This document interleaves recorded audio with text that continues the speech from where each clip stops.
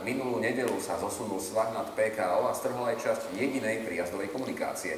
Krízový štáb dnes rozhodol o kontrolovanom sprejazdnení ulice a tiež aj o spôsobe sanácie svahu. Táto ulica je jedinou prijazdovou cestou k viacerým domom vrátane 13 poschodovej bytovky. Z dôvodu zosuvu museli jej obyvatelia už viac ako týždeň chodiť domov pešo. Po geologickom prieskume svahu sa situácia aspoň čiastočne zlepší. Obyvatelia sa už budú môcť dostať z domu svojím autom, aj keď len vo vyhradenom čase a pod dohľadom mestskej polície. Toto čiastočné sprijaznenie má byť v čase od 7 hodiny rannej do 8 hodiny rannej a potom popoludní od 17 do 18 hodiny. V mimoriadnych a nevyhnutných prípadoch je potrebné kontaktovať mestskú políciu. Okrem toho po geologickom prieskume určili presnú príčinu havárie. Spôsobila ju zle odtekajúca voda. Pri intenzívnych zrážkach sa zahltila kanalizácia, ktorá nestihla vlastne brať túto vodu.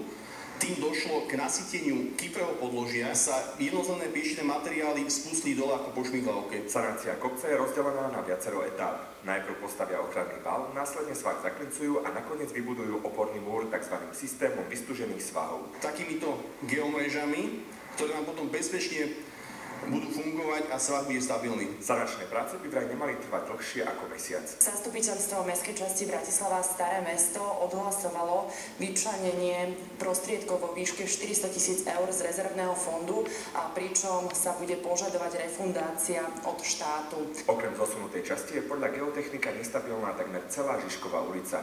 Dôkazom majú byť viaceré úseky s popraskaným asfaltom či prepadliská pod cestou. Zatiaľ ale nie je jasné, či bude treba sanovať celý svah. Tomáš Kostelník, Teatry.